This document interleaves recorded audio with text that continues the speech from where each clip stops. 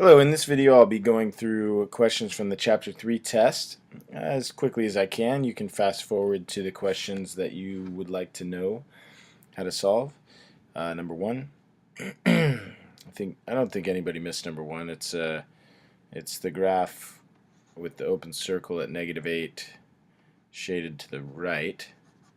So the answer to that is x is greater than -8. Number 2, we have y minus 6 less than or equal to 2. Add 6 to both sides and we get y is less than or equal to 8. Graphing that is less than or equal to, so we have a closed circle at 8, shading to the left. Question number 3 starts as negative x over 4 is less than or equal to 2. Multiplying both sides by -4, we'll need to change the direction of the inequality, and graphing that we have greater than -8, so closed circle on -8, graphing to the right side. For number 4, we have -5x is greater than or equal to -10. Dividing both sides by -5 makes us need to switch the direction again of the inequality. Oops, and gives us not -2 but +2. So I keep telling everyone to check their answers. To check your answers with an inequality is basically you just check it like it's an equation. So if I plug 2 into my original equation here, -5 times 2 equals -10. So I know that I've got the boundary. At least I know I have the boundary in the right place. To check if I've got the inequality facing the correct direction, I can just pick a number below it, so like 0. -5 times 0, 0 is greater than -10. Okay. Alright, moving on to the next question. Question 5. Okay, here's the one we did in class actually, but for those of you who may have missed class or didn't write it down correctly, here it is. First thing, before you can combine any like terms, is you'll need to do all multiplication, and in this case the distributive property is multiplication. Remember, multiplying two negatives here is going to equal a positive here. And it's not 10, I'm sorry, it is 2 times 10, so that's 20, my bad. Got it? Okay. Now I can combine like terms. A 1p and a -2p means -p. And then we have a 4 and a 20, so that's plus 24. Subtracting 24 from both sides gives us this. Dividing or multiplying both sides by a -1 gets us that positive p that we're looking for. It also changes the direction of the inequality, and graphing that gives us an open circle shading to the left. Again, to check your answer on that, plug in 24. So 24 plus 4 is 28, minus 2 times 14 here, which would be 28. So 28 minus 28 equals 0. So we know we got the boundary in the right spot. To check if our shading is correct, we can just plug in a number that would work here, like 0. And 0 plus 4, so 4 minus 2 times -10, or 4 plus 20 is 24, and that's greater than 0. So we know that we are correct. Number 6. Now we have 12 plus 10w is greater than or equal to 8 times w plus 12. A lot of people tried to subtract 12 here. You can't do that because before you combine like terms, you have to do, remember, a like term combination is addition and subtraction. You have to do the multiplication first. 8w times, or plus 8 times 12. Now we can combine like terms with addition and subtraction. I'm going to start by getting all the letters on the right side. We're on the same side. So now I have 2w over here, greater than or equal to 96. I'm going to take away 12 from both sides, leaving me with 2w greater than or equal to 84. Is that right? 84 looks right. And we're going to divide both sides by 2. So we have w greater than or equal to 42. Again, to check my work, I'm going to plug in 42, so that might be kind of large here. So 420 plus 12 is 432. 42 plus 12 is 54 times 8. And 432. So I know that the boundary is correct. And again, I can plug in another number to see if my shading is correct. Number 7.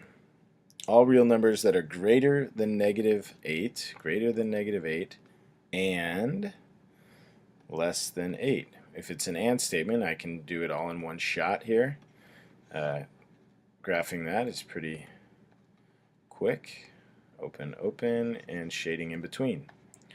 Number 8 says all real numbers w that are less than -7 or greater than 14. So that I cannot do in one single inequality. It has to make an or statement. So we have a -7, we have a 14, less than -7, greater than 14. Done. Moving on to number 9. This is a compound inequality. A lot of mistakes here on people forgetting that this does not have the or equal to sign. That's why I keep everything lined up nicely to make sure that doesn't happen. Adding 4 to everything. So that gives us 2 less than or equal to 2x less than 8. Nope, not 8, 12. I'm trying to go so fast here like some of you do during your tests, and I make some mistakes. But hopefully I catch them, most of them. A lot of people right here made a mistake by doing 2 divided by 2, and they must have thought 2 minus 2 or something and got 0, but that should be a 1. Graphing this, you get your 6, got your 1, close circle, open circle, in between. Alright, next one, number 10. Here is where people started to really make mistakes. The first thing you got to do is isolate the absolute value. Pretty standard. Okay. There you go. Now, logical thinking will tell you that no possible number here could make this a true statement, because these lines here, these absolute value lines, will always make this a positive number. A positive number cannot equal a negative number. That is a no solution. Alright, number 11. Oops, I wanted that to be blue. No big deal. We have 6 times the absolute value of n minus 2 equals 10. Again, some of you are not realizing one of the main ideas of the chapter, which is the absolute value allows there to be more than one answer. So those of you who are leaving one answer here are missing some of the point of this chapter. Alright, so I'm adding 2 to both sides, dividing both sides by 6. Remember, the first goal here is to isolate that absolute value, which we now have done. Once we've done that, we can make our and or statement. When you make your and or statement, pretty common mistake is for people to leave the absolute value symbol in there. No, when you are making the and or statement, the absolute value symbol is not there. Graphing that, we've got -2, we've got 2, and it is filled in dots at 2. There's no shading here because there's no greater than, no equal to, no greater than or no less than. These are strictly equal to 2 or equal to -2. That's very logical. Anybody who is not Anybody who's trying to do some shading here is not really thinking what is going on. They're just kind of robotically going through steps. Okay, please think about what's happening. It says equal to 2 or equal to -2. Number 12. Absolute value of d minus 3 greater than or equal to 2. The absolute value is already isolated here, so we go right to our statement. In this case, it's an OR statement because we're going to the outside edges. So it will be d minus 3 greater than or equal to 2. Common mistake is for people to do this again.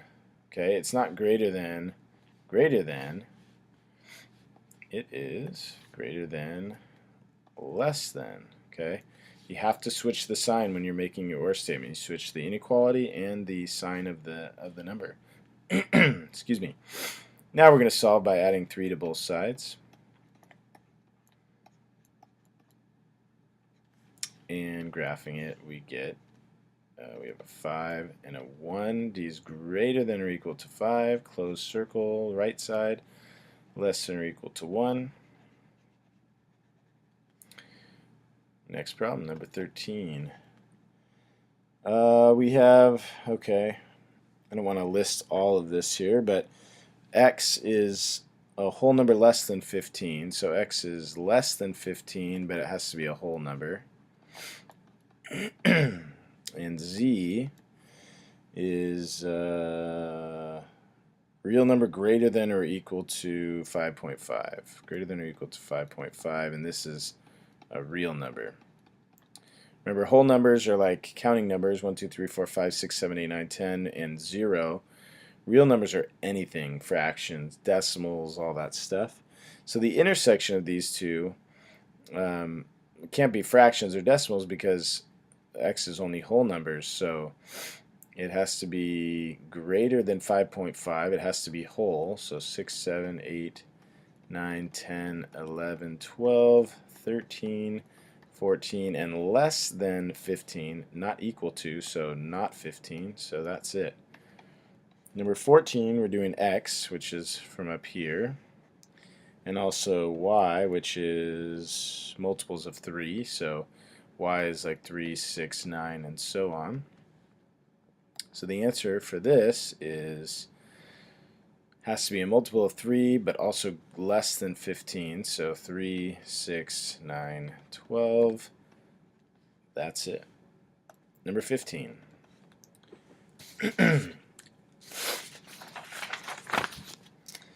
I think every single person got this. It's fever, tiredness, and joint pain, so I'm not going to spend time on that. Number 16, subsets of, okay, as we talked about in the video and in class, the null set, shown as that or that, is a subset of everything, so you have to have one of those.